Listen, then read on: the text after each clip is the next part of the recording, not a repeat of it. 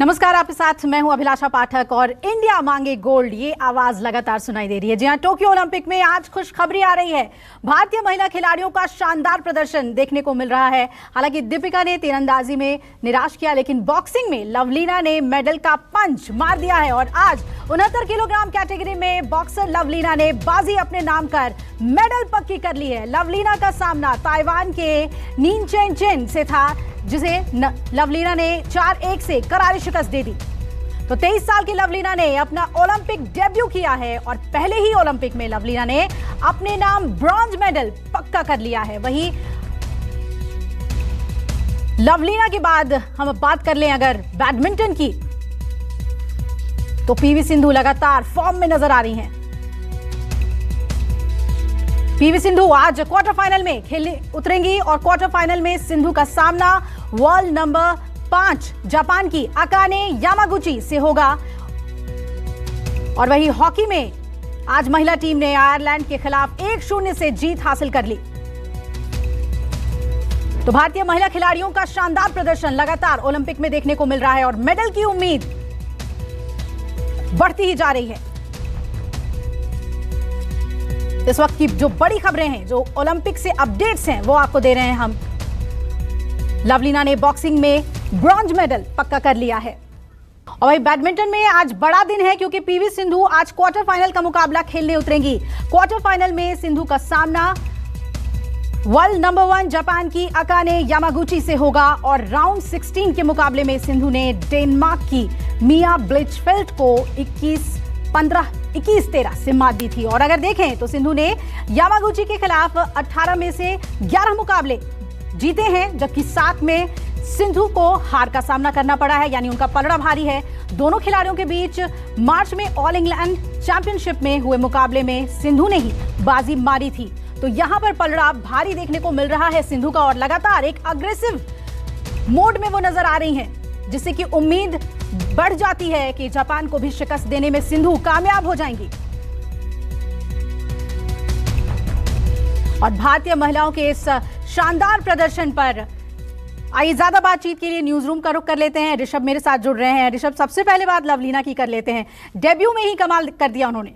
बिल्कुल, आपने सही कहा। लवलीना ने कहीं ना कहीं ऐसा साबित किया है कि अपने जो उनके आइडल हैं एमसी मैरी कॉम, जिनको देखकर उन्होंने बॉक्सिंग के खेल को अपनाया था, वो उनको कितना ज़्यादा पसंद करती हैं, कितना उनसे ज़्यादा इंस्पायर हुए हैं। पूरा देश आज उन पर नाज कर रहा है।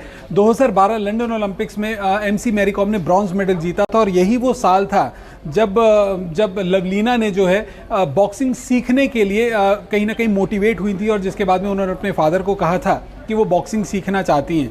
और उसके बाद 9 साल हुए हैं और 9 साल में उन्होंने इंटरनेशनल टूर्नामेंट्स के अंदर भारत को कई बार रिप्रेजेंट किया है। वर्ल्ड चैंपियनशिप में 2 बार उन्होंने मेडल जीते, एशियन चैंपियनशिप में उन्होंने 2 बार मेडल जीते। अपना पहला ही ओलंपिक्स खेल रही थी। 24 घंटे भी नहीं हुए थे, कल शाम में एमसी मैरी कॉम ने अपना मैच गंवाया और उसके बाद में एक कंट्रोवर्सी हुई। बहुत सारे लोग कह रहे थे कि एमसी मैरी कॉम जीत चुकी थी। खुद मैरी कॉम ने कहा उन्हें नहीं मालूम था कि वो हार चुकी हैं, उन्हें लग रहा था कि वो जीत चुकी है। ऐसी कंट्रोवर्सी के अंदर एक बॉक्सर रिंग में जाती है और ना सिर्फ जीतती है बल्कि देश के नाम एक मेडल भी कर देती है, कंफर्म कर देती है।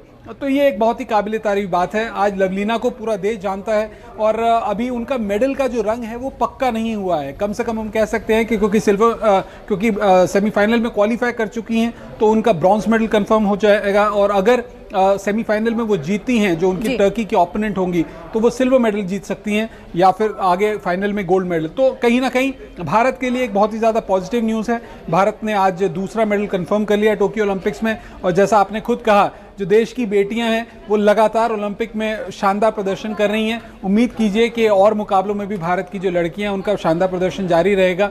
आज पीवी सिंधु का भी मैच है और वो भी अगर आज अपना ओपोनेंट को हरा देती है अकाने यामागुची को, तो फिर वो भी अगले दौर में पहुंच जाएंगी। तो काफी कहीं पर हमारी बहुत नजर रहेगी पीवी सिंधु के खेल पर, क्योंकि बहुत ही अग्रेसिव मोड पर वो देखने को मिल रही हैं। जिस तरह का उनका गेम देखने को मिल रहा है, अटैक देखने को मिल रहा है और जापान की तुलना में तो उनका पलड़ा भारी भी है अगर हम रिकॉर्ड्स को देखें। ऋषभ, देखिए, आपने सही कहा, अकाने यामागुची के खिलाफ जो है ओवरऑल जो स्टैट्स हैं वो पीवी सिंधु के बेहतर हैं, लेकिन अगर हम हालिया परफॉर्मेंस की बात करें, क्योंकि बैडमिंटन के अंदर ये नहीं देखा जाता कि आपने कुल कितने मुकाबले जीते हैं, कुल कितने मुकाबले गंवाए हैं।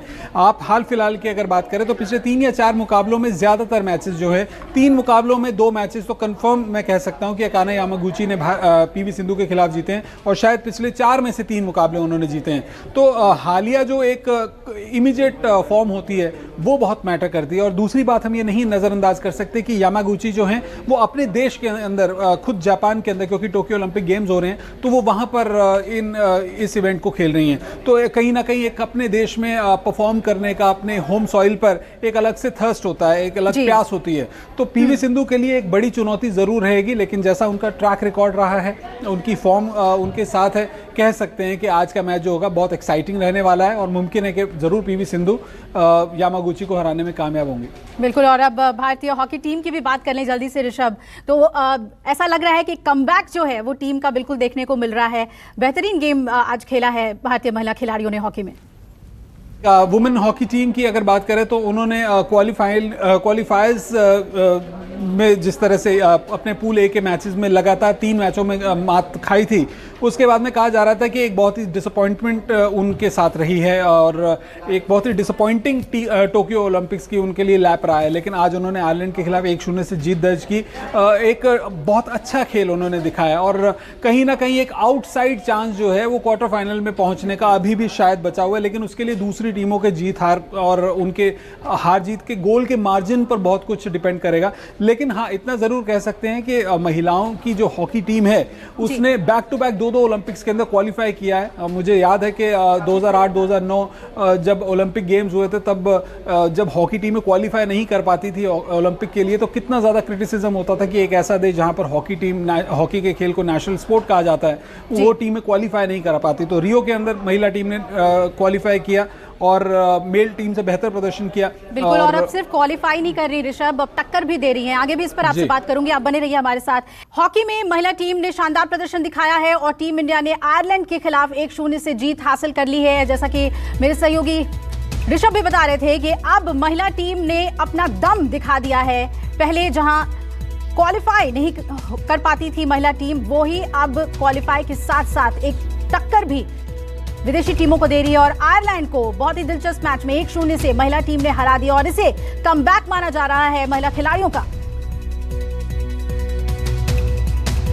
ऋषभ हमारे साथ बने हुए। ऋषभ, जैसा आप बता रहे थे कि क्वालिफाई से अब जर्नी जो है वो आगे चली गई है जीत की, अब किस तरीके से इनके पूरे प्रदर्शन को आप देख रहे हैं, आगे उम्मीदें कितनी बनी हुई हैं?